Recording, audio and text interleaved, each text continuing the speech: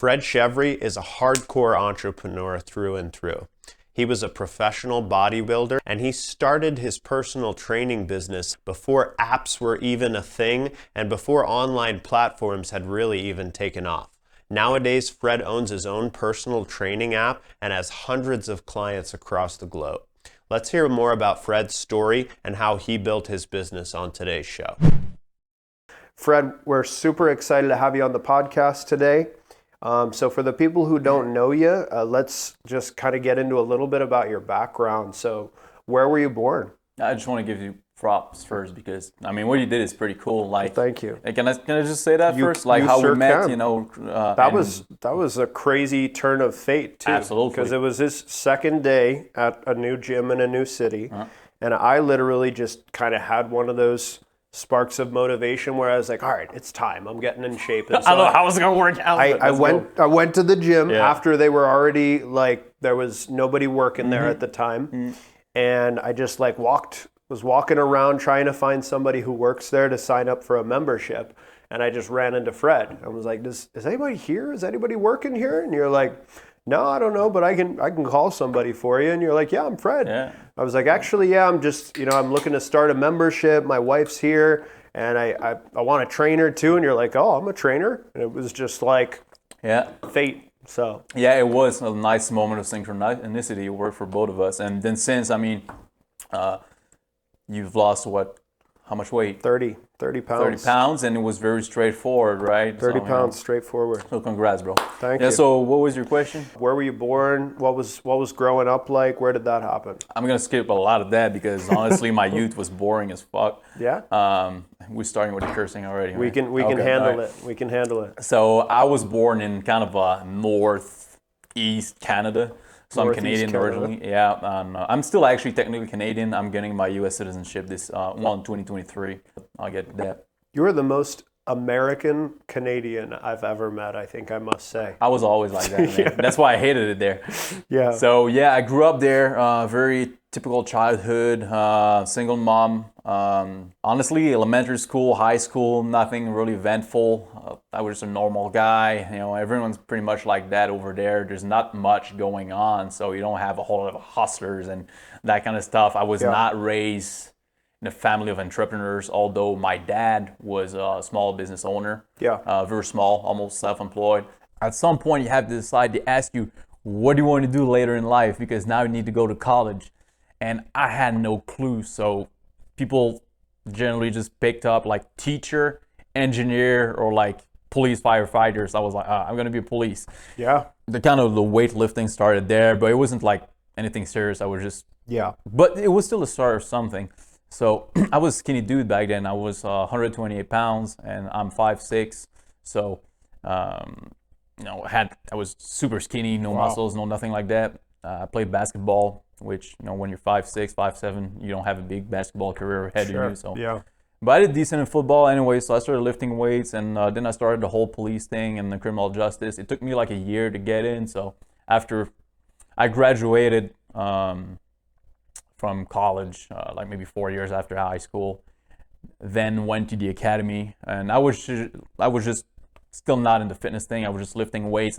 I got my heavy ass at that point, by the way. I was like fat, man. I was like all the way bulked up. I went straight from 128 to 204. That was but over 10 years, right? It's so hard for me to imagine you in both situations. Like it's hard for me to imagine you 128, and it's hard for me to imagine you like chubby. Yeah. So, yeah. Yeah, well, I mean, it was a long time ago now. Yeah. So I did the police academy, and when I finished the academy, the only place I wanted to work at, they were on strike. So they weren't hiring at all. Wow. So that's when I started my fitness stuff, because I already started right when I left the academy. I was too soft. I didn't like the way I looked. And even though at that point I trained already for 10 years lifting weights, but I was like, look, I should be looking better than that for someone who's been training for 10 years. So obviously there's something I'm doing wrong. And someone introduced me to bodybuilding right after the academy. I kind of started playing with that a little bit on my own. Yeah. And I did a first little cut and I lost some weight and I thought it was cool. And then when I saw it worked, but I obviously didn't understand really the science of it. And The results were a little slow. I hired a bodybuilding coach. He was a natural bodybuilder from the 90s. So up until then, it was really just kind of a hobby because you were in the police academy, and it was really just something you were doing here and there to stay in shape. I was just an average gym bro. Gotcha. Like I was still lifting a couple days a week, all of that, building muscles. I like the way it looked, especially if you're not a tall guy. It's kind of feels a bit more comfortable to be a little bit wider. You don't want, I didn't feel like, to me, it didn't feel right to look like a twig. Yeah. So I felt a little bit more comfortable being bulked up, and mind you, I wanted to be police, right? And I wanted to make the SWAT team.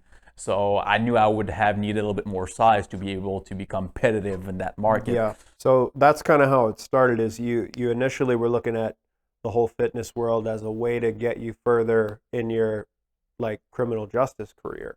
No? Not even at that point, man. That was just something I did like casually. Okay. So then like fast forward a little bit, what was it that you started to get turned off at the idea of being a police officer or on the SWAT team, or did you kind of develop a overwhelming passion for fitness? What happened is that I was really highly motivated on being a cop at that point, and so they weren't hiring for 2 years. So this was a whole province in Canada. That was in the city of Montreal. Okay. So a lot of places are really rural. I had no interest in working there because you just park and watching a field. Yeah. So I wanted some action, and Montreal is in the province of Quebec is pretty much the only big city. While I was waiting on the academy, I was working as a private investigator, but I didn't like it that much. It was just, it sounds good, but working as a PI was boring. Like money was all right, and it was kind of scratching the itch a little bit, but not that much. So down the line, when I was seeing that the police thing was kind of trailing and I had no interest in looking anywhere else, I told my wife, which was my girlfriend at the time, I told her, look, I could take some personal training clients. I could train some people that would be a little bit more interesting for me. And I can do that until the police jobs start being a little bit more open. And that's what I did. So I quit my job as a PI, and I started taking personal training clients. So that was really the beginning, like day one. Yeah. But also at that point, I already wanted to do some online coaching stuff, which is really common and known nowadays in this day and age. But back then, even just roll it back 10 years ago, it was really fringe. Like it was not something people were doing. So when you say coaching people online, and this is what, 10 years ago? Yeah. So we're talking before Zoom, before FaceTime, Correct. Before, this is like Skype era at this point. Yeah. Correct. So when you say training somebody online, what did that look like? That's like designing meal plans or workouts? Yeah. At first, bro, that's going to sound like it's straight from the 90s, but it was just phone and emails. Wow. Phone and emails. So you guys are like emailing each other back and forth once per day or once or twice a week. Something like phone once a week and emails for the plans. So it's like, imagine I call you over the phone and it's like we talk a little bit about whatever the goals, and then I email you a diet and a workout plan. That's so crazy just to think about what the beginning stages are, because like my experience with you is we sit down, you're like, here, okay, so just click this link and I'm redirected to your app, and in one app I've got my workouts, my meal plan, I've got our stats tracked over time, like video chat, LinkedIn, that's crazy to think about emailing back and forth and doing it over the phone. Yeah. It's just how it was, but the idea was the same. So that's something that hasn't changed. The principle was always, and of course, then something that's important to say for people listening to us, that like you're a personal training client of mine, so it's a little bit different, right? Yeah. But you're also an online client. So all my gym clients, which is very few people, I only train 4 people a day. All my gym clients are also online clients. So the only difference with you and someone who lives in New York State or in Canada or India or Austria or whatnot, the only difference is that on top of the app and all of that I'm doing for you, then we train together at the gym as well. Gotcha. So that's kind of a add-on on top. Right. So obviously my online clients don't have that presence at the gym, but through the app and the video tutorials, that's what they have. So that's the only difference. They're still getting a specifically tailored workout split for them. They're still getting a meal plan tailored to them. They're still getting coaching calls with you once a week, twice a month, whatever Correct. they need. Yeah. Their experience is actually online is a little bit more than yours because certain things I'm not doing online with you because I see you at the gym. So it's like there's no need for us to have a live call and certain tools that I use. It's just like I'll see you Friday. Yeah, exactly. Gotcha. So it's a little bit different in that regard, but you get the idea. I think you know. For sure. Yeah. Well, let's back up a little bit to like when you were actually learning about bodybuilding and all of that. You said you had a mentor who was a natural bodybuilder. Correct. So first off, when you say natural bodybuilder, what do you mean? I mean no drugs. No drugs. It's a line that could be debated, but I'm pretty much of a purist on that. Of course, like caffeine is a drug. Sure. And so we're talking no steroids. No performance enhancing drugs. Although caffeine is a performance enhancing drug. Technically, yeah. Anything that have a doubt, it's pretty much, to me, it's off limits. Okay. So everything that's anabolics, that's out. And there's some things in the last couple of years that were kind of in between. So some people were arguing that they shouldn't be considered unnatural. To me, they are. Yeah. And I don't mind those for other people. Hey, you do you. I know plenty of people are using all sorts of gear. Gear is the street name for. Street name? Yeah. Got you. And to me, I stick with things you can find at your local supplement store. Yeah. Again, the line could be blurry because in Mexico, I have a friend there. His name is Rob. He's also a professional bodybuilder, very successful there. And over there, the drugs are, you don't need a prescription. So you just go to your pharmacy, you can ask for steroids. So over there, the conversation is a little bit more open about that. Because there's not as much stigma over there. They treat it a little bit more like supplements. So when you look at his stuff and you listen to his podcasts, I even had I had one of these live calls with him, and it was kind of educating his people to the difference, because sometimes on the other side, it's a little bit too geared towards the use of drugs. Yeah. And they want to tell them, like, look, certain things we're using here, even though it's accepted and you don't need a prescription, it's still not super clean. Be careful. Gotcha. So you've always stuck 100% natural. 100%. And is that, would you say that's mostly due to the way you look at it for your health, or is that more just like a moral thing? Like, when I started, the reason I didn't take any steroids is because of the police thing. I know people might laugh and say, yeah, you could use drugs. Plenty of police are on steroids. Sure. I get it, but to be hired, you gotta understand that the process that we're going through was so demanding and so selective that you don't want to risk it. Yeah. So we had drug tests all the time. And over there, even if you manage to put yourself through the criminal justice program, which takes a while, it's still 3 years of your life, only a third of the people that make it to the academy. Yeah. And when I graduated, only 11% of my promotion got a permanent job within the next 2 years. Wow. So you don't want to risk it. So for me, like, drugs were off limits, like anything. Your mentor was the same way. Your bodybuilding mentor was the same idea. You know what? Why Johnny, his name is Johnny, why he always stayed natural? He was just really passionate about natural bodybuilding. Gotcha. I was more concerned about, like, look, I just don't want to touch nothing and risk. Yeah. Then after that, when I decided not to be police and I just was doing the fitness thing, I think it was mostly just to see how far I could take it, because I was making super good progress. So I was like, there's no need for me to take any stuff like that. Yeah. I already turned pro. I'm already doing very well. And then later on, it was more like being mindful of the health concerns with drugs. So there was always something that kept me, like, I kind of prefer not to touch that. Yeah, because you were telling me, I mean, like a lot, it's very common, right, in the professional bodybuilding. The exception is natural. The norm is using it. And you're saying that a lot of these guys end up with serious health issues right after they stop. Is that right? Or I'm not going to be here and tell you that someone who's doing doctors prescribed TRT, testosterone replacement therapy, from a clinic will be risking his life. Yeah. Obviously, that's very mild. That's controlled. You get blood tests and all of that.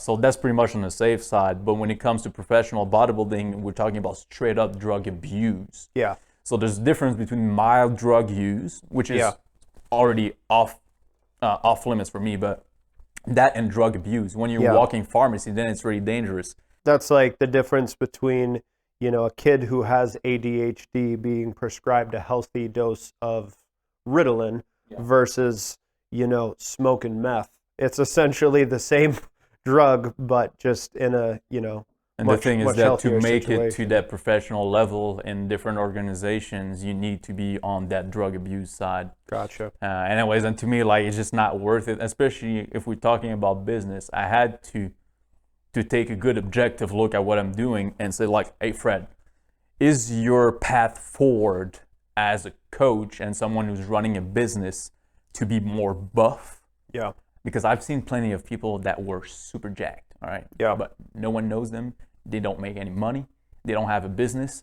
So obviously that ain't the answer. Yeah. So I look at myself in the mirror and ask me, well, do I need more size to be successful in fitness? And I was like, no, hey, have you ever seen that little curly hair guy from the 80s? Richard Simmons? Richard Simmons. Yeah. Is that guy fit? Not really, no. No, right, but he's chubby. known to be one of the biggest fitness gurus of his generation. That's a good point. So if this little motherfucker here can look like that and become a multimillionaire with fitness stuff, I don't need to take drugs to be successful in the fitness industry. It's a really great example because there's so many businesses where people think you have to look this specific part for it. Like, I mean, in my business too, sales, I think a lot of people think you need to be that like super smiley, like energetic guy, and I'm not fucking that at all. So it's a little bit like real estate. I never got the whole thing, like, because it seems to me that a lot of people, especially dealing in residential real estate, there's a lot of narcissism going on there. Like, they always want to look good. They always have their face on the thing. Yeah. And it's like, why? I'm buying a house from you. I just care about the price. I don't care what you look like. I don't care how hot you are. It just never made any sense to me. So I know what you mean. Yeah. It's like that pipeline from bottle girl to real estate agent has been pretty straightforward, but I don't get that whole ego thing because you're selling houses. Well, that's probably all it is ego. People. So if people want to do a bodybuilding business, they probably, the best thing to feed their ego is they're like, I want to be the most jacked person, but that doesn't necessarily make you most successful business. Look, I'm not going to lie about it. Obviously, there's some ego in the field. I like to look good. There's a certain image to portray, and I like to inspire my clients to. There's some of that. But there's the distinction is that from day one, actually, in my case, I'm not speaking for other people that have personal brands, but I never wanted to have a personal brand. That was never my intent. Yeah. I used my image to prop up my business and to kind of jumpstart it because some people knew me and it's kind of a good way to promote the business. But I always saw myself more as the PR guy from my company. Yeah. So like it's an easier sales pitch, but I've never wanted to have a personal brand. That's not the goal. I always wanted to have a business and be an employee of my business. Right. That's why my company, The Razor, is a sellable asset. It's a tangible asset that I can build up, and it has a home valuation. If I remove myself from the business, it still lives. Yeah. I could just have another coach working the business. That because it's not Fred Chevry Fitness with your face on it. Exactly. Right now, there's a lot of that, which is more of a strategy, but you'll see over the years that I'm withdrawing myself more and more of that image. Nice. Well, we'll get into that. That's definitely something I want to talk about a little bit more too, but tell me a little bit more about like your relationship with your fitness mentor, because I know for me, working with you has been like a game changer because it, just like anything else, if you really want to be successful in anything, it really helps to have a mentor doing that. So what was it like with you and your mentor? Like you and I. Yeah. Look, Johnny became family to me, and he's he's literally family to me. Like I talk over the phone, we travel together and all of that, and it started more like that relationship, client, like mentor and trainee. But I'm not saying it's gonna happen with everyone, but I think the mentorship relationship is the best way to learn anything. Yeah. There's nothing even close to it. Like you can read someone's book, but there's not that back and forth. There's not that person that cares about you. Yeah. And it is so crucial because when you get to something so personal like your personal health, you need someone who actually cares. Yeah. And so Johnny and I are really close. We talk a lot about all things. It's really having someone like that in your life. It is life changing. And I wish everyone that's something that kind of saddens me a little bit. I think you and I talked about it. It's like there's a lot of people that could use my help, or that could have used Johnny's help, but they never met. Yeah. It just never happened. For example, I've never had a business mentor. I wish I had. Now I'm becoming successful. It's started to gain traction, and I'm very happy with what I'm doing. But shit, I never met anyone to help me. Yeah. And I wish I had. Never happened. Yeah. That just, that's just how it is. I'm sure there's some people out there, but I wasn't lucky enough to cross paths with someone that can tell me, hey, you should have done that. It would have saved me a lifetime of research. Yeah. Literally. Well, I think something you said too that really stuck out to me is when you're talking about how you started working with Johnny, you said, I'm the type of person who really wants to not just be told what to do, but to like understand why. I think that part's really, really important, because you probably have a lot of clients you train too, that it's maybe not as much of a mentor-mentee relationship. It's more, you probably feel more like you're just kind of telling them what to do because they don't care as much to understand it. Is that right? Or 100%. And you can't teach someone that. I think that we all have, in terms of personality, some predispositions, and some people don't care. Yeah. Look, I have some people that I've coached for 7-8 years. They still don't know shit about fuck when it comes to fitness. Yeah. I love them to death, and I'm there, and I have no problems with that. But they don't have that curiosity. I never understood that, because I'm the same way. And I can remember from the very beginning, I remember like, so should I drink my protein before my cardio or after my cardio? Why do we do this exercise this way? Why do I take this? Why should I take that? Why do I eat this? Why do I do that? Like I wanted to understand every single little piece of it. That's your nature, but also one thing that I do understand is most of my clients are people like you. So they're people who are very successful in their respective careers. Yeah. And they don't have time or the desire, or both. It's not mutually exclusive. It can be and or, but they don't have that drive to become a weight loss specialist. Yeah. They leave that to me. So they're very successful at selling whatever they're selling, doing whatever they do, which I have huge respect for. Yeah. But they decide to trust me with the fitness side. So for these people, it's like, I understand they can't be bothered understanding the laws of fitness, and that's fine. I mean, for you, we talked about how you got your very first client. He was basically just a buddy from the police academy, and you were both kind of just figuring out like, what are we doing here? So how did that turn into, like, when was it that you realized, wow, this could actually be my primary source of income? I always knew. Yeah. I always knew, but it was just about making it work. Yeah. So, which has been a swim in shark-infested waters for like 8 years. Yeah.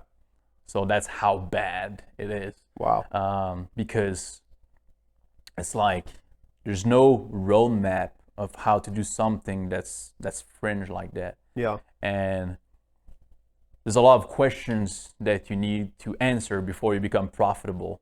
Like the money is way later down the line. Like that's the tip of the iceberg, but there's so much things that you need to figure out before you can make a dime with that. I mean, you can make a couple $100s or whatever, you know. Yeah. But like to have sustainable income and growth, it's like, all right, who am I serving? I mean, you do need a target audience, and you might think you want to serve a certain kind of people, but that might not be the right kind of people. So you need to figure that out. That might take you a couple of years to find your ideal type of client. Then you have the question is, well, what kind of service am I providing here? Like, is it going to be an app? Is it going to be like a physical location that people go to? Is, Yeah. Like what am I doing for them? Well, because this is at this point too. Is there even such a thing as an app at that point? We're talking 12 years ago. This is like accessible. Yeah. This is like pre-smartphones, right? Or the very beginning of smartphones. No, smartphones were around. They just sucked. And they were very expensive and rare. Oh yeah, you couldn't. There's no way someone like me could have gotten an app or anything like that. Gotcha. Okay. But it's okay because you had websites back then. It was running off a website. So gotcha. Yeah. So this is 11, 12 years ago. So we're talking like 2010. And 2012. 10 years ago. This is my 10th year. Okay. And you said, so at a certain point you had your one client, and at a certain point you decided that you were going to stop working as a PI Correct. and he had one client. Correct. And even if he was paying you what I'm paying you now, which I'm sure he wasn't, then you were barely scraping by on ramen noodles. So like, how did you pick up from there? Like, how did you get more clients? How did you start surviving at that point? Dude, mostly sex work. No. Mostly sex. I did feel like a whore, but not for that reason. Yeah. Like, look, man, it's not like, my journey has been like, it's not like, it's been a little bit of struggle, but then it picked up, and like fast forward a little montage of like, on the board, and then money. Yeah. Hasn't been like that. It's like, how low can you fall? And then you keep falling for a little while. That's what we want to hear, man. This is about the realness. So I quit the job, total leap of faith. I had that kind of vision, but it was bold. I tend to do these bold moves. I had that client. I managed to get 2-3 more clients, couple $100, whatever. Then, money starts to dry up. And I had kind of 3 months of, including credit cards, of money I can live with. Yeah. My wife was in college at that time, and I had that idea, which is the same idea I still have today, but couldn't make it work really. Like, it's just like, objectively the service was terrible. I wasn't charging enough. Like, everything was wrong. Yeah. Everything, but the idea. And so what I did is that I started taking personal training clients, because then some people would ask me at the gym, it's a path of least resistance. It's when you're dealing with something novel, you have to sell the concept, but personal training people already know. Yeah. So what I did is that I told my wife, I said, hey, look, I'm struggling here with the online coaching, but I have some people that ask me for gym training, so I think I'm going to do that a little bit. I can't get over the fact of how much vision and foresight you had, because you literally had the idea of training people online before there were online trainers, right? I mean, look, I know everyone's gonna say that out there, but I had it. I know. I had it. Like, you've never said that to me ever before, but just piecing together what you're saying, you had a vision of doing that stuff and having some sort of online training program before apps were even a thing. Oh yeah, that came out way later. Before video chat was even a thing, and any of that stuff. But somehow you knew that, and it was you basically just backtracked to personal training in person out of necessity to pay the bills somehow. That was a setback, but it taught me something. Yeah. That one lesson it taught me is that as bold as I am and willing to take risks, having an income while you're working on a business helps a lot. Yeah. It does help a lot, because look, if you're worried about feeding yourself and paying rent, and you're not thinking about the next right move. And what I'm doing is that when that happens, I'm thinking about me. I'm not thinking about you. Yeah. And my entire business is built around thinking about you. Right. So you always want to do what's best for your customers, but when you're in survival mode, you don't have that whole philanthropy side, Right. So that's what I learned. So started making income like that helped me. So I did the personal training thing for a while, but it was never the goal. Then later I understood the value of it, and I enjoy it. I like to work with you at the gym. It became something I enjoy do it. But notice that I only train a handful of people at the gym. Yeah. It's not something I want to do that much. That was a good sidestep, though, because you didn't have to completely step out of your realm to do that. I mean, I know there's some people that, because of that same problem, because they gotta stay out of survival mindset, because they gotta pay the bills, sometimes they have to do something completely different, like work 40 hours a week at a dead-end job or something, just because they have to keep the lights on, so yeah. The thing I would say is that keep your eyes on the prize. That was my mistake, because I actually, what should have been, as you said, a sidestep, but to keep going the same direction, turned out to be a pivot. Because what happened is that for about 2 years, then I started focusing more on the personal training side. So what I did is that, with the same spirit but the wrong direction, I started working with trainers at the gym. So I had some trainers working for me. I built a team and I started building a local business, which was not what I was supposed to do in life. Yeah. But that's what I did because money was good. It was kind of easier. It's something that clients could understand. So I didn't have to push something novel. Yeah. And it was easier to gain traction. What I should have done is, but hindsight, right? I didn't know. What I should have done is do personal training and use that for my living expenses and keep working on the online. That's what I ended up going back to later, but Gotcha. you know, I had to take that segue. So you ended up taking quite a detour for a little bit there, but if you could go back and do it differently, you basically would have been bare minimum just to pay the bills and then put all the rest of your energy and effort into building your online coaching, right? Yeah. Well, hey man, if we could, I'm sure everybody's got, if they could go back and do it different, but I mean, it's obvious, but then I had to do it. You know? There's nothing like a lesson learned the hard way, for sure. So yeah, so well, cool. Well, for you, at that point, so now you got to the point where you built a local business, and that was in Montreal. correct. So when did you start to get to the point where you really transitioned everything, or mostly everything, online? What happened is that at that point, like 3 years into that local business, which was fun. I had a blast, you know, it was still pretty good. The problem is that I saw the glass ceiling of living in Canada. Not only I didn't like the culture there, I never liked Canada. Yeah. The Quebec thing, it never worked for me. I don't like what they like. I don't like hockey. I don't like beer. I don't like the music. You know, it's just, I just want to get the fuck out of there. See, that's why I say you're the most American Canadian I've ever met. Yeah. But. And so what I did is that when I was competing, it was actually here in Vegas. Yeah. My first pro show that I did, I met this French dude who managed to immigrate to the United States. And through talking, I realized that him and I had very similar stories. So I ended up hiring his immigration attorney to get the green card to move to the U.S. So anyways, I started the process to move in the States, which was really, it's an entire other topic, but that was something. Extensive. Yeah, really, it's sure. not easy. And so the decision to move to the U.S., was that because you thought business would be better, or is that's mostly just because you wanted the opportunities here for lifestyle here, or? Both of them. Both of them? Yeah, I think it was both things, the business side and the cultural side mostly. Gotcha. Yeah, it's crazy. My wife was telling me recently how, just putting it in perspective, how much we take for granted, those of us who are born with a U.S. passport. That can be so incredibly difficult to get for many other people.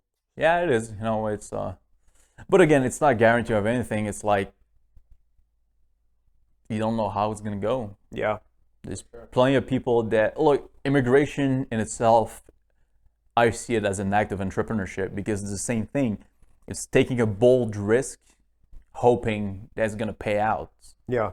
But it doesn't always. Like, it's very humbling when you move to a new country. Like, you're going in a different country that doesn't speak the same language. Your diplomas, they ain't worth shit. So, like, whatever time you spend at school ain't worth nothing. No one cares. Yep. You don't have any friends. You don't have any family. You don't have a job. There's the cultural differences and all of that. Everything, you become a nobody. Yeah. With a bunch of other nobodies. And so that's hard. That's hard. I didn't think it was going to be hard like that.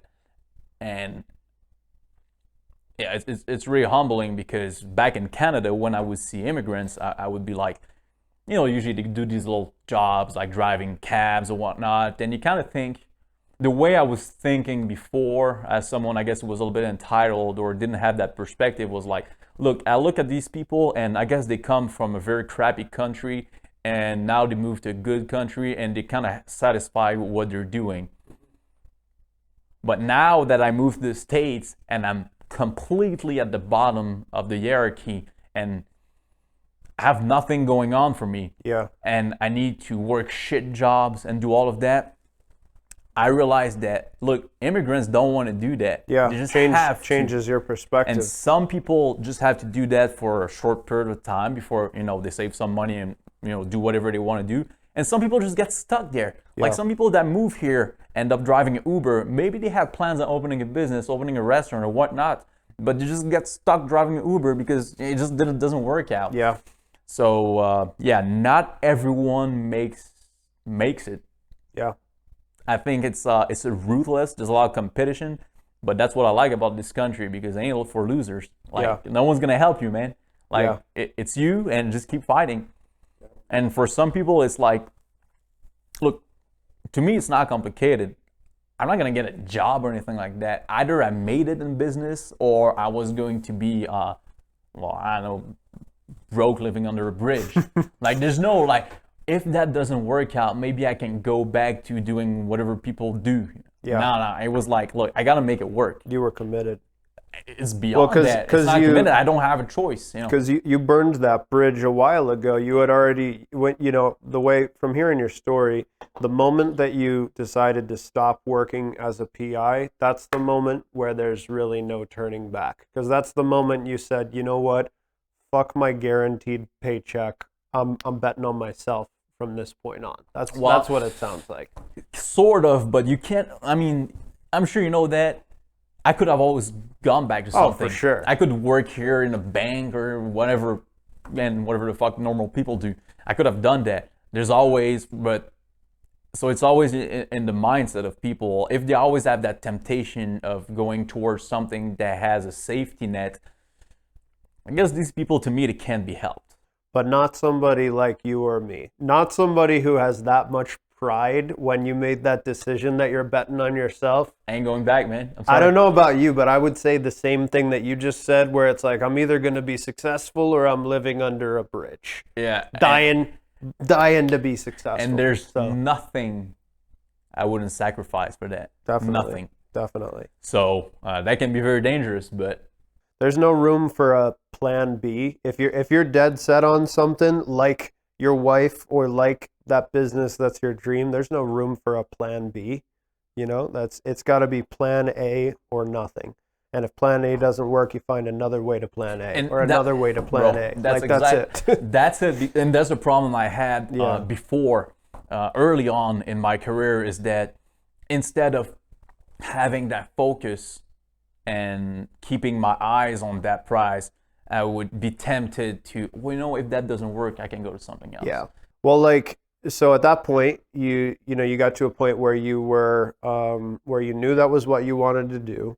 So when did you really start picking up traction with online coaching? Yeah. So when I did my, so after that little phase, when I moved to the States, I recalibrated the business, and I had the kind of a slightly different business model I wanted to try.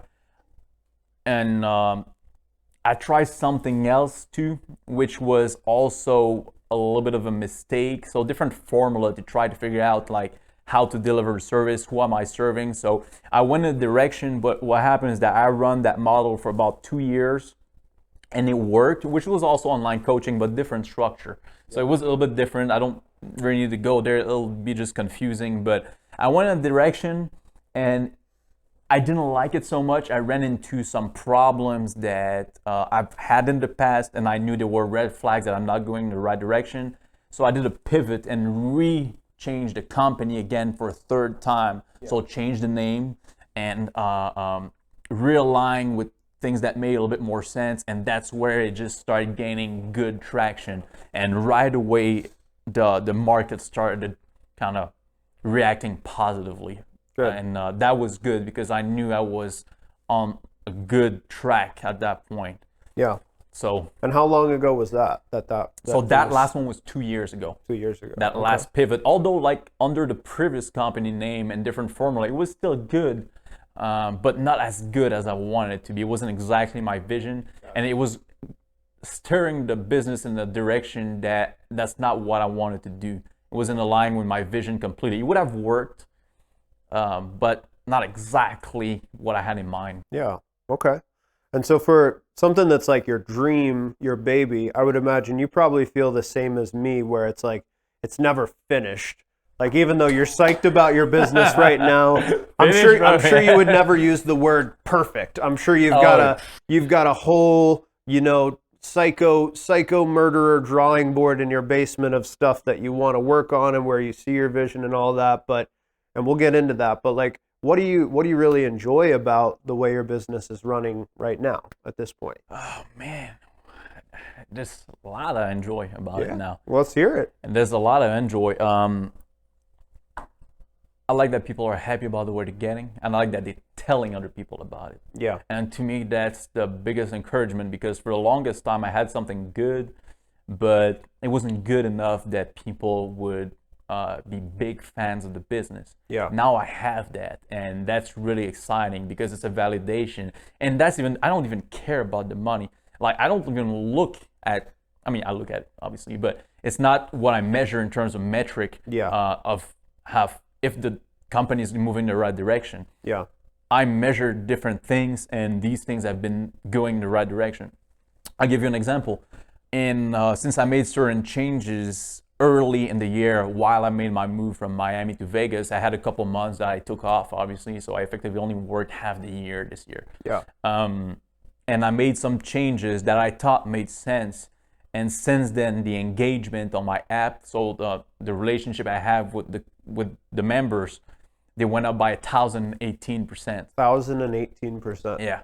So to me, that's an indicator that things are doing pretty well. So when you say engagement on the app, you mean people communicating It's a about multivariable analysis of different ways people interact with the app. So overall, how much people interact with my app. Got you. So everything from when they comment on a workout overall. Got you. Overall. Okay. So that's one metric. Number of referrals per customers. Yeah. The lifetime value of a customer. Yeah. If your lifetime value of a customer gets doubled, yeah, it is most money, but it's more money, but we already mentioned that it's not really what I measure. I'm just measuring that instead of someone staying in the business for X amount of time, that time per doubled, so they're probably happier about the service, I guess. Definitely. So definitely. Little things like that, and all these indicators went up, so that's really exciting. Okay, and how are you getting most of your new clients right now? Where are they coming from? Exclusively through referrals. Exclusively referrals. And that's one thing I did.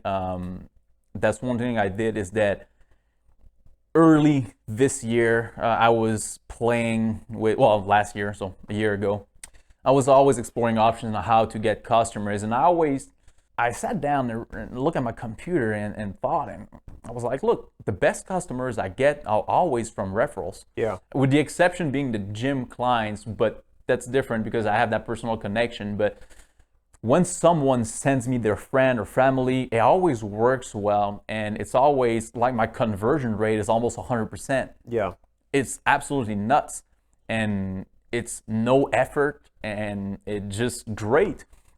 So instead of fighting that and trying to find other ways to get customers through the door, let's just double down on that. So what I did is try to, and I played with different ideas, like how can I encourage referrals? Yeah. And I built a very simple system that turned out to work, and it was very low effort and very simple. And I tried a couple of things that didn't work out, but I know now that's not always going to work out the first time around. Yeah. And okay, that idea doesn't work, that one doesn't work, but that seems to work, and it doesn't take much time, and that stuck. So I went in that direction, and it works fine. And at this point, it's like, to me, it's like, geez, like I'm in the business. Of course, I'm scaling the business. Yeah. But not to the point where I need mass marketing and things like that. That's not the kind of business I'm in, because as you know, the rates of the business, they're not exactly cheap. So even with just a few dozens of customers, that business is perfectly viable. Also being a web-based service, it's really low cost. Yeah. So my business model is not so much scale, it's more magnitude. Yeah. And referrals seems to be sufficient. Yeah. I'm different. So next year, for example, we're starting the supplement line. Yeah. And that's something that I'm more aiming towards the general public.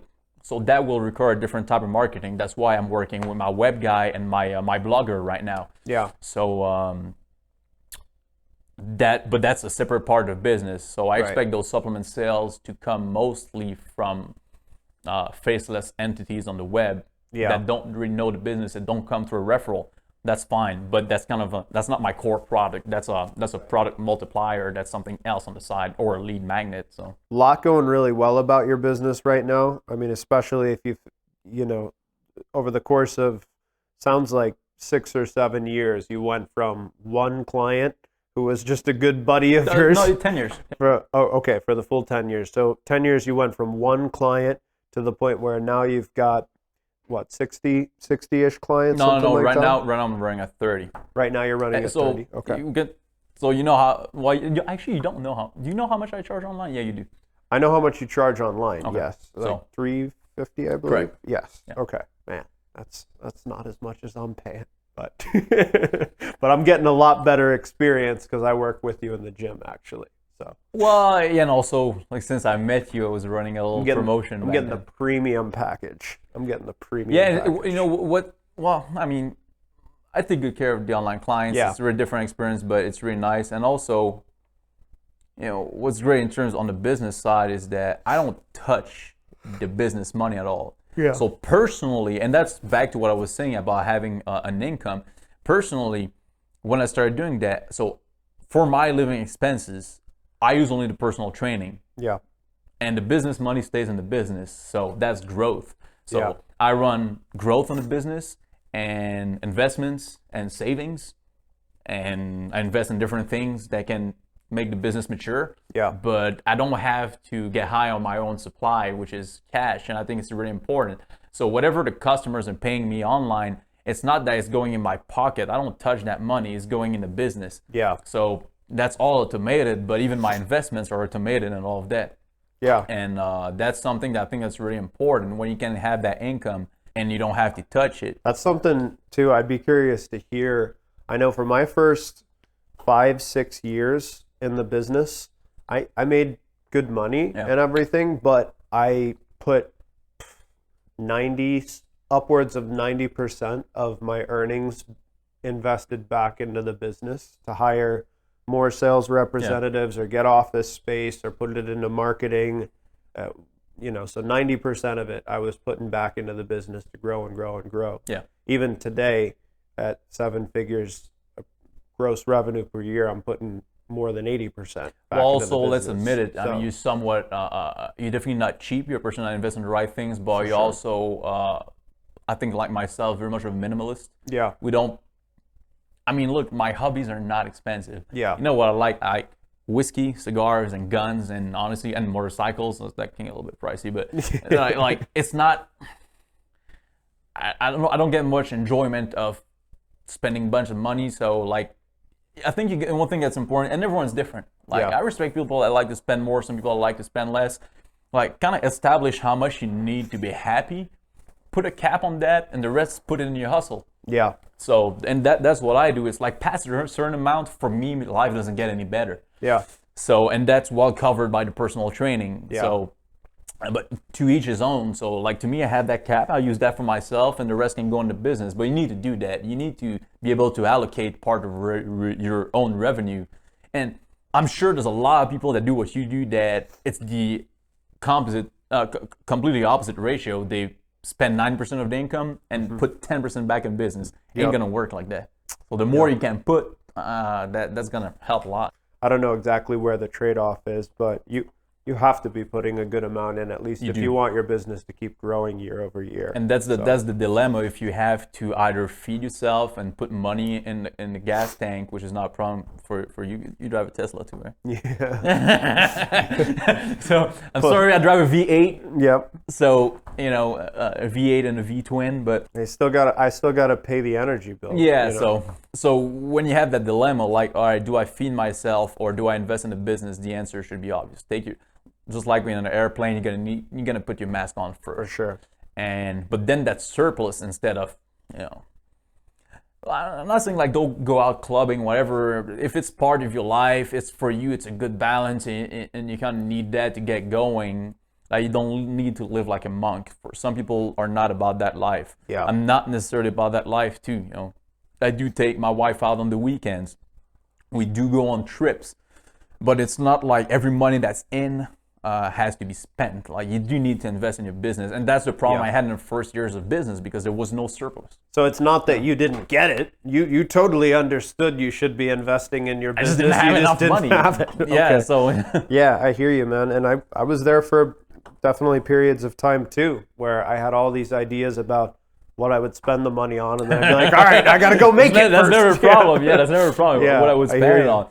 But Yeah. again, someone like you that even though you're doing very well, you're fairly frugal. I suppose that if it wasn't from Nina, you wouldn't spend as much.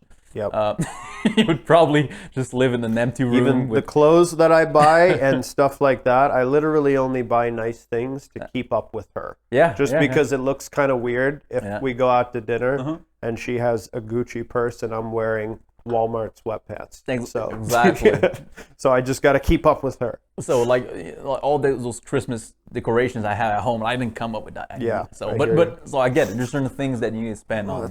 That's what we do for love. But you gotta put a cap on your stuff and realize, like, look, my business ain't going nowhere until I decide to put money where my mouth is. Yeah. And that's really powerful because those dollars, even a couple $100 when you're getting started, will make a difference. I think when I see people that don't have that mindset, I think it's just, for some reason, it's a lack of belief that they have in themselves. Because like for you to keep investing in yourself, because that's really what it is. You're investing in your business, but you're believing that you're going to make it.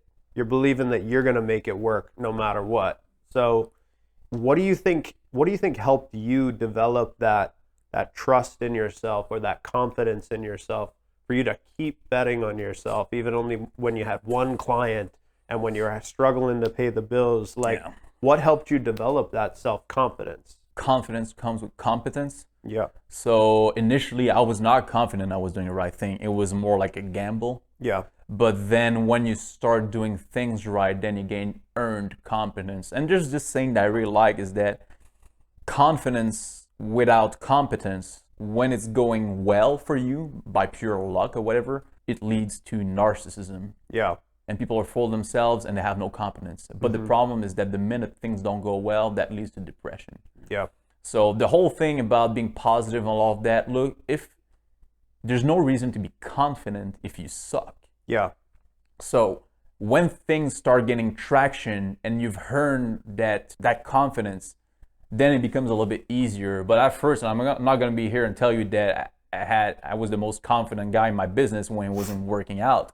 But then when you start getting traction and you have that positive validation from the marketplace, now you can be a little bit more firm and stand a little bit straighter. And when people talk to you, you can say, my shit is working. So what I'm hearing from you too, and I completely agree, is like, for those people out there who maybe lack confidence in themselves, don't go stand in the mirror and say affirmations at yourself. Yeah. Go fucking figure it out and get good at it. Go give yourself permission to suck at it, because probably what gave you a lot of the confidence too in this industry was you spent a lot of time learning it. You spent a lot of time getting good at fitness with yourself, so you got to see that, that success happen in your own physique, and you knew you'd be able to do it. It's positive and negative at the same time, because the fact that I was successful as a bodybuilder first gave me a false sense of confidence in terms of business. Yeah. But it did give me some confidence because I knew I could achieve some meaningful stuff.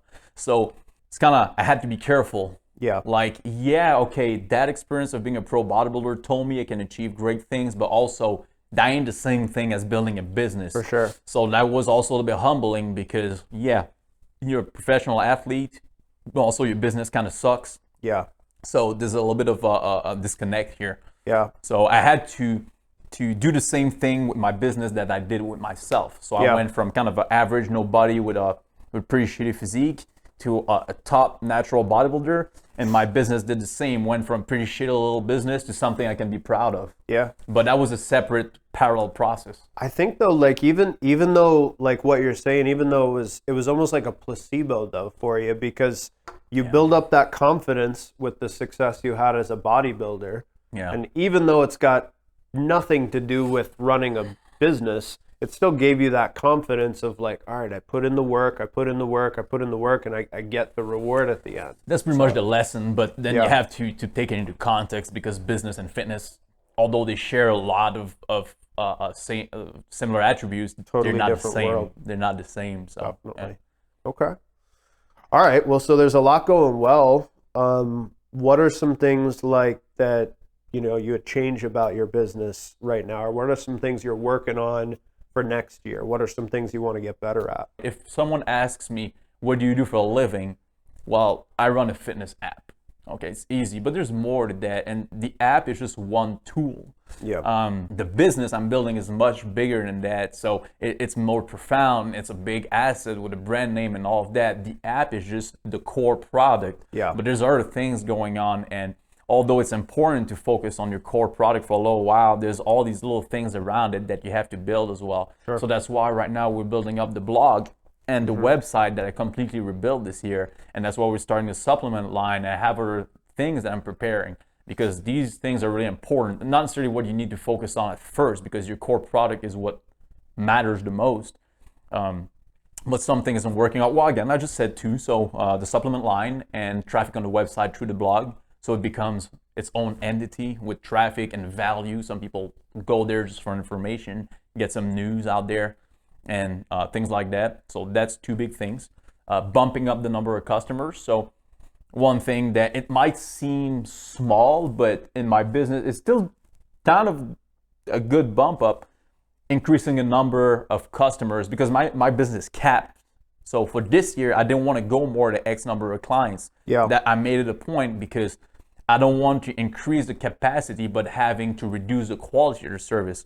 Yeah. So what I did a lot this year is that I improved the software, I improved the processes, I improved the ways I do things. So in 2023, I can bump up the number of customers, but knowing in full confidence that the service will not only be the same, but even superior. So that's really one thing I'm doing right now. That's already done, actually. So I put all these little things in places that will allow me to serve more people while having the same quality of service. And that's one of the big things. So you're working on a couple things for next year, and you know you're still very, very focused on growing your business. So this will be an interesting one. You know, with somebody who's already achieved so much success, what? Please. No, you're doing good, man. You're doing good. Yeah. But like, why keep growing the business? And I know that sounds stupid to a lot of people, but you know, there's so many different reasons why. Part of it could be plain and simple. It could be dollars and cents. You want to make more money. It could even be just an ego thing, like you're just addicted to that success and growth. I know I have a little bit of both of those at times, for sure. But what is it that's why grow the business? Look, Joe, why are you trying to look better? I don't know why I do what I do. I just do because it seems about right. Yeah. Like, I can't tell you, is it about the money? I don't think so, because as I told you, like, to me, just my personal training income is plenty. Yeah. I mean, I'm not frugal, but it's enough to be happy for me. Like, yeah. That's sufficient. So it ain't about the money. Yeah. Yeah, it is to help other people, although it's like I'm really happy helping the number of people I'm helping right now. I'm doing my part, and I know that what I do is a net positive on this planet. I'm not a goddamn leech that's just taking, not giving. Yeah. So that's already done. But there's that thing that I think that some people, it seems that it's just how it is. We need to keep going. Yeah. And it's not about the outcome, and it's just doing what I do now seems to be the right thing, and I just feel like I should be going. And look, if you don't feel it, if someone just satisfied with what they have, they can stop there. That's fine. You know, I don't expect anyone, in terms of fitness, is the same thing. Like, look, some people lose 30 pounds and that's the end of the road for them. They're happy there. They're just going to coast on that for the rest of their life. But some people just want more. Yeah. And do I question why? No. Do they have a chip on their shoulder or there's something? I don't know. So why am I doing what I do and I keep going? I'm gonna keep doing it? I don't know. But it's probably just a combination of all that, because you know, if you were to ask me the same question, same thing, it just feels right. Yeah, like, it feels, do I need more money? No. Do I want to help more people? Same thing. Sure, but but I'm helping a lot of people now. Like, you know, and there's nothing wrong about someone staying at the level they're at, and it's okay to acknowledge that. Like, if you reach your cap, that's cool. Yeah.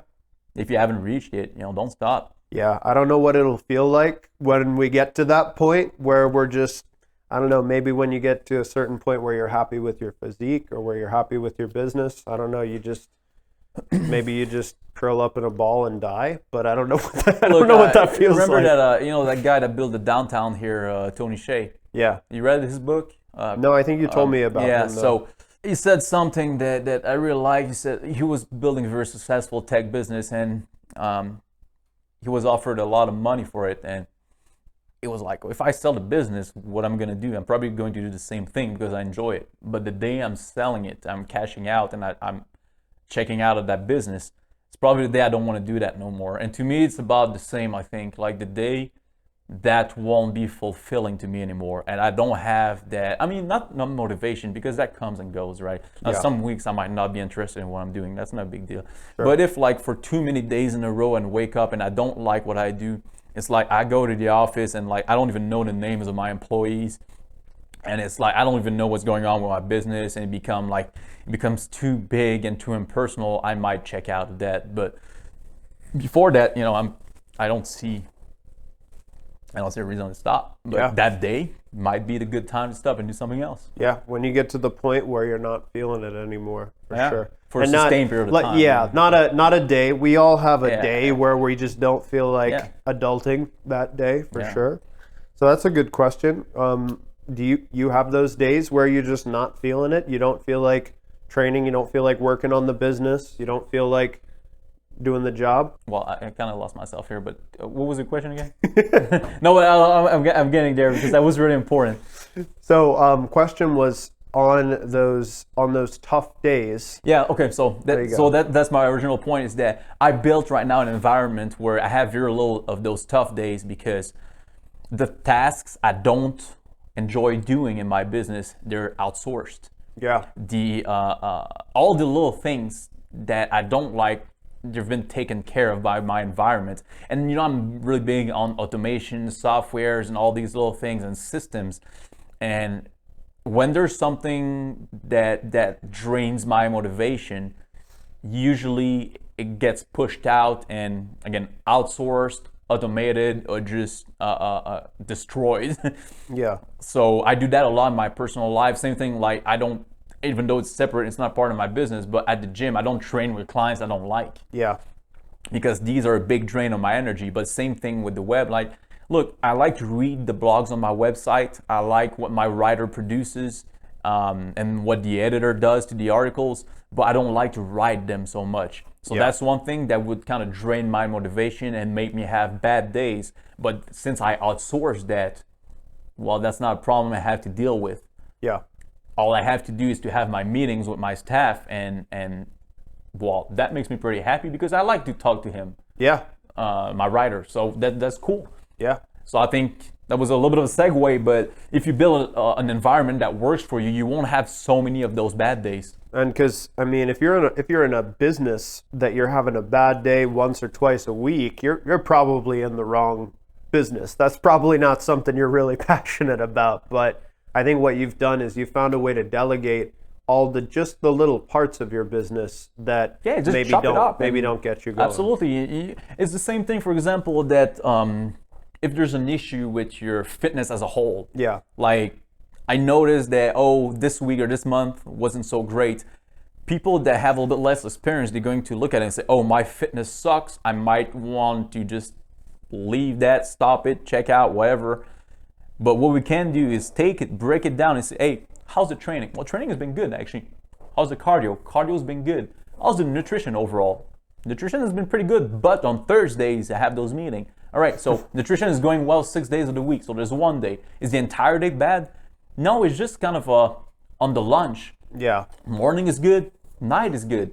Then essentially you don't have a problem with fitness. You have a problem with your lunch on Thursday. Let's address that. Yeah. And if you do that, then you can just fix that and move forward. All right, well, let's get back into personal a little bit. Oh boy. So, What you got? what is your biggest insecurity? I guess I'm getting much better at that. But if you don't come from money, I think you can relate. Yeah. There's always that chip on your shoulder that someone might come and take it all away from you. Yeah. And you never know what's gonna happen. Maybe you're gonna get back under that bridge. It's like there's always that thing when like necessarily being overly cautious, but it's like before the day I feel that I'm risk free, that's gonna take a while. Yeah. Especially that it's in what we do. It requires certain bold moves sometimes, and you never know what's gonna happen. So there's always that thing. I wouldn't say I'm necessarily. Yeah, maybe insecure would be the right term. Not insecure. Yeah, insecure that success I'm experiencing and happiness might not be permanent. Yeah. And that I'm getting better at it, but I still have that little fucker on my shoulder. It's like, hey, Fred, Yeah. maybe you're gonna wake up tomorrow. It's gonna be all gone. Yeah. That You're makes gonna wake sense, up dude. in shit town Canada. That's incredibly humble of you to admit, because I think so many of us, especially those of us who came from not a very wealthy beginning, Yeah. that's a big fear for sure. So that's something that's gonna take a while before yeah. I'm like I fully integrated. And Well, for you, I mean, you've had, like, you're doing great in your business right now. You've already kind of got a plan for a few of the things that you want to implement. So let's say if for some reason, hypothetical, you couldn't do fitness anymore. Yeah. You couldn't do anything with your current app. You couldn't do anything with it. What's another business that you've always kind of been interested in? try me. I am trying you. What do you mean? Take a wild guess. A wild guess? Yeah. Guns and tactical training. That's No. for fun. Okay. Nah, that's just my hobby. You know how it is. I like these things. I value American values a lot. But that honest, you want my answer? Yeah. I'd be a clinical psychologist with my own practice. Clinical psychologist. Nice. So if someone were to chop both my legs, and I wouldn't be able to do the fitness thing no more. Even though if I was slightly out of shape, I could still run my business Sure. because it doesn't rely on my image so much. Right. But I'm anymore. just talking totally hypothetical. different. Yeah. If for some reason fitness was off the table, Yeah. so clinical psychologist. Yeah. Wow. Nice. So every time you're asking me questions when I'm in the middle of a set, you're banking that and putting that in my file and to be used later on down the road, huh? So look, man, there's something like that's another thing that I never tell my clients, not because I don't want to, just because it's not relevant, but there's a lot of psychology in what we do. For sure. And there's a big difference. So usually when people, and that's something that's a shame, but there's a lot of fitness professionals out there, and professionals, quote unquote. Some people that they're interested in having some kind of physical transformation, they're going to go with a coach that's completely incompetent and is never going to provide any results. So Yeah. that's one thing. Then some other will go to a coach, which is good, but it's missing a little something. They're good on the technical side. So it's like, they're going to give you a plan and say, Joe, if you follow this plan, if only you followed it, it's going to work. Yeah, but what if that plan doesn't work out for you in terms of lifestyle? So that's the other step that they're missing. Maybe they like a little bit of maturity in their business, or Yeah. they're just not there yet. What makes the difference between a good coaching service and a great coaching service is that you look at the person and it's like, hey, look, how can I make this work for you? Yeah. And that's where it gets much better, because of course you can only bend so much the laws of fitness, but you can adapt them to someone. Yeah. And that's what we do at the Razor, right? Like, your program is unique. No one else has your program. It's tailored for you. Your diet plan is yours, and everything around it's crafted for you, because that's the entire thing about adapting it to the person, and a lot of it has to do with psychology. Let's say you take so right now you're running at 2 cheat meals a week, right? Mm-hmm. So sometimes I might run into someone that ideally what science tells me is that it would be better for them not to have any cheat days right now. Mm-hmm. But I'm also mindful that if I don't give them any cheat days, I know they're probably going to quit in 2 months. Yeah. If I kind of tone it down a little bit and give them that bone, Well, they might be able to last 8 months, and 8 months at 80% of the speed is more results than 2 months at 100% of the speed.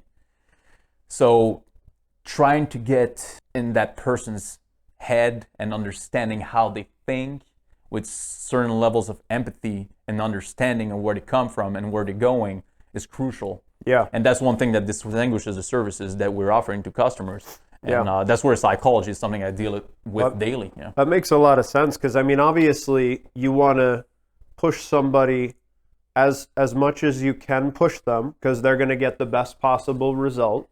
But you know, you can push me harder than you can push some other people. Absolutely. And the moment everybody's breaking point is different, but the moment you push somebody too hard, then you probably end up getting a call from them that they quit because they can't do it anymore. Correct. And if you don't push them hard enough, then they're pissed off because they're not getting results. So you got to find that perfect spot that works, and that's a moving target for everybody. You're a smart man. That's exactly what we're in the business in. Nice. That's exactly how it is. Okay.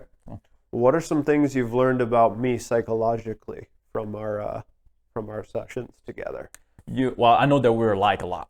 There's a lot we share. We're obviously not the same person. I also know that you work with a lot of people, and that in your industry you have to.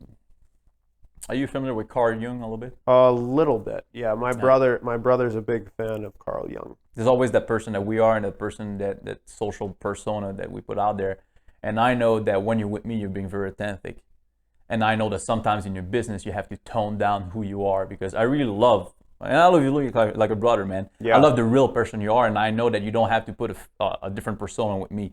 You can be straight up with me. Yeah. But I know in your business you deal with a lot of people that are not as disagreeable as you and I. Yeah. And you have to tone it down a little bit and be a little bit more approachable, a little bit more understanding, a little bit less bold, and you have to soften your personality. Yeah. And I know you have to do that to be a better mentor for your people, because not everyone will be able to understand that the raw Joe version is the best for them, but it's a little bit less comfortable for certain kind of people. For sure. And people like you and I, we have to adapt a little bit, because when we're in our authentic and raw self, it only pretty much works with in between us, but the other people would have a hard time dealing with this. We tend to be assholes a little bit. Yeah. And I know that you're nicer than you want to be sometimes. Yeah. Am I about right? You read me like a book there. Yeah, well. Yeah. It's funny. If you surveyed like 10 people who are brand new sales reps on my team, Yes. they're getting the very softened up version of Joe.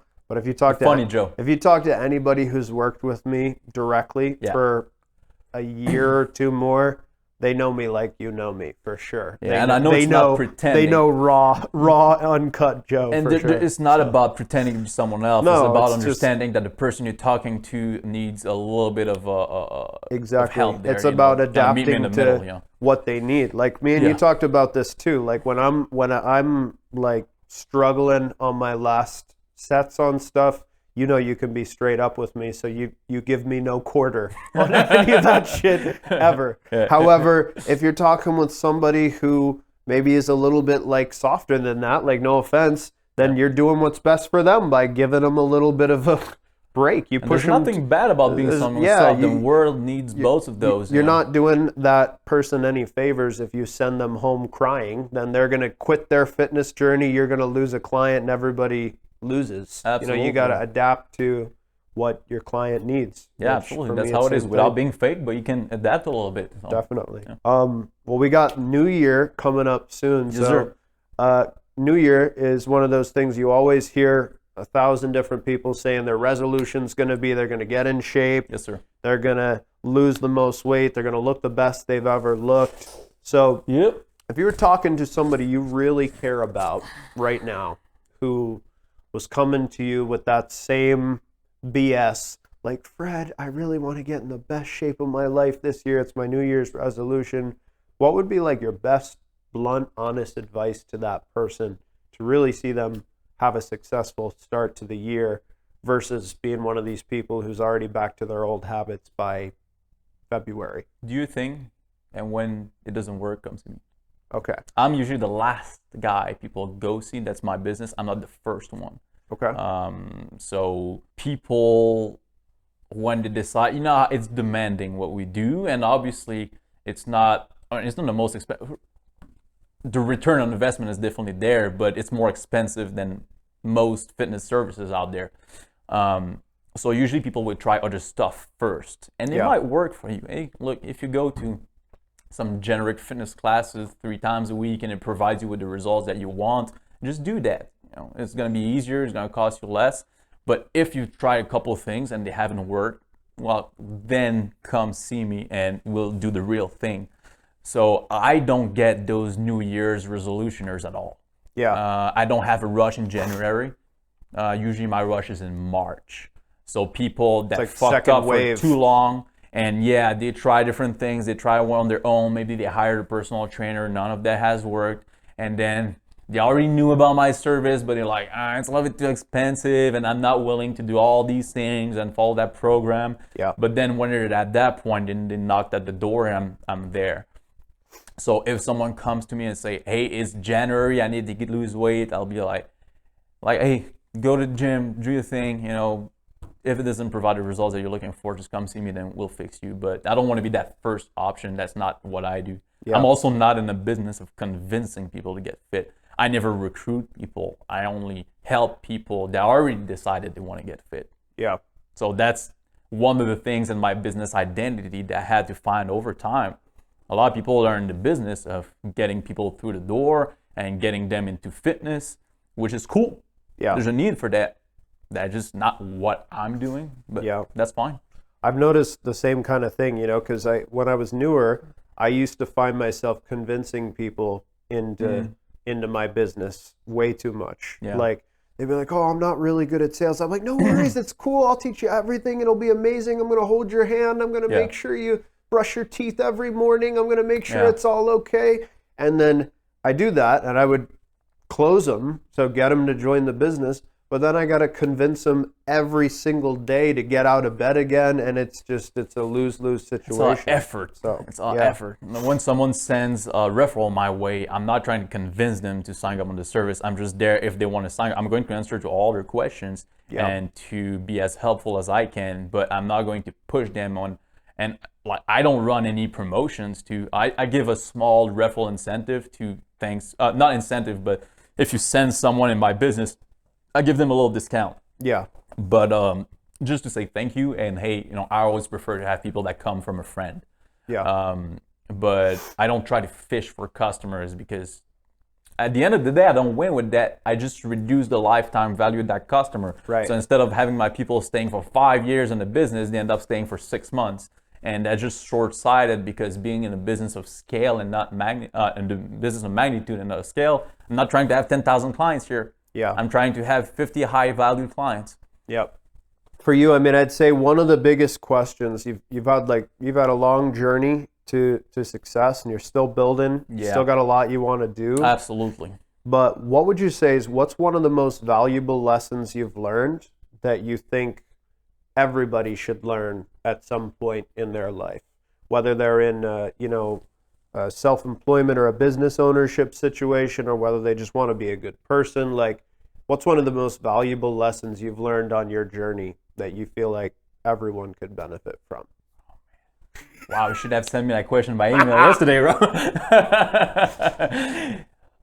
Look, I can tell you a couple. I might forget some, but some things that were meaningful, if I kind of roll back the tape earlier in the conversation, we talked about keeping your eyes on your goal and don't get sidetracked too much. It's like, even if you have to do some little fancy moves left and right, try to go towards the same direction, not constantly pivot toward a different project. We've seen that a lot in the young entrepreneur. I would say, remember the other day I told you the term wantrepreneurs. A wantrepreneur, yes. So people that they're gonna do something different every month. It's like, that's not gonna take you nowhere, like the shiny object. It's like, if you have a vision, something that you think that makes sense for you, kind of always go towards that, even if you have to jump through hoops and go left and right a little bit. So that's one thing. Try to be focused a little bit. Yeah.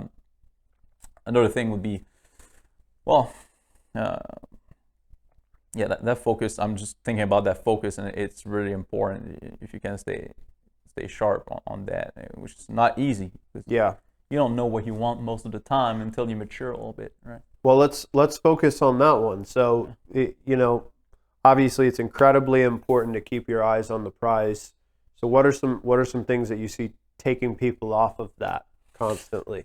Well, so same as one of the parallel with fitness, when you have a setback, look, successful people and unsuccessful people all have setbacks.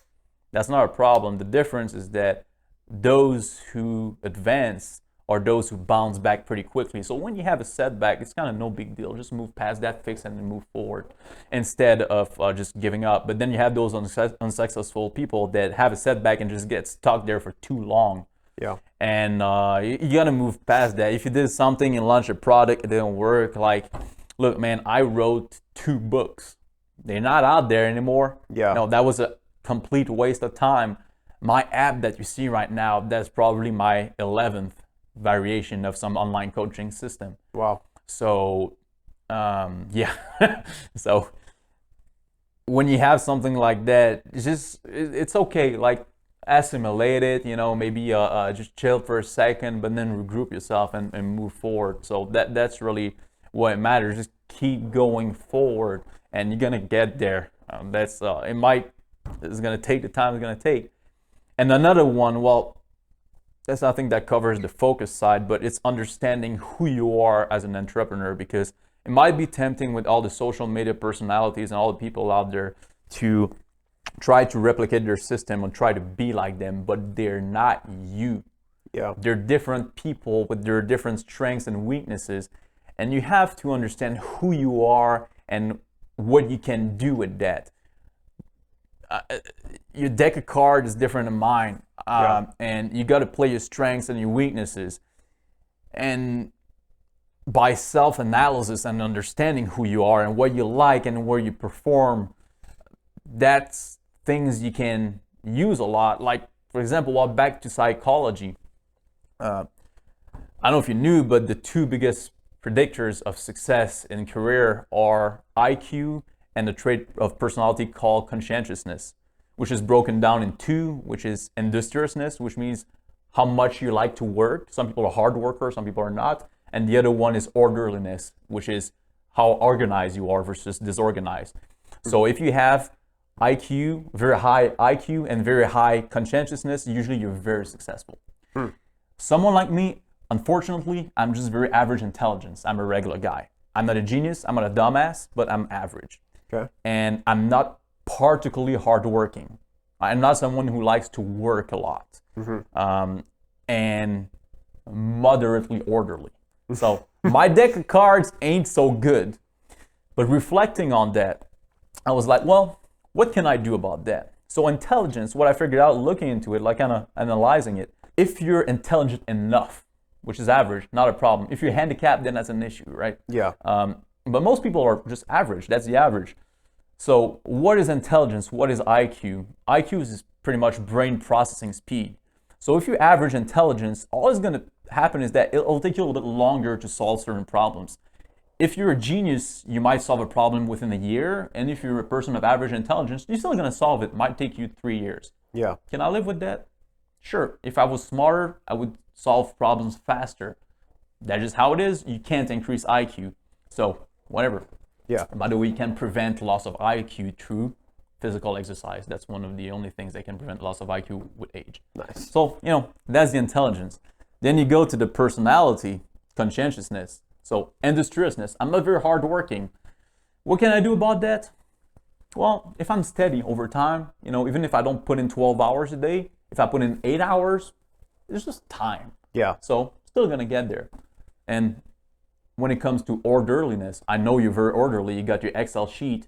I work with a schedule. I'm pretty much a slave of my business. Everything is my calendar. And I wake up in the morning, I don't have to think about what I have to do because it's already scheduled there by my app. So Yep. all my appointments, all my little things like that, all my tasks are systemized in my calendar. So I don't have to think about what I do and live with my chaotic personality. I can just wake up, look at my computer. Oh, I need to do this, and that.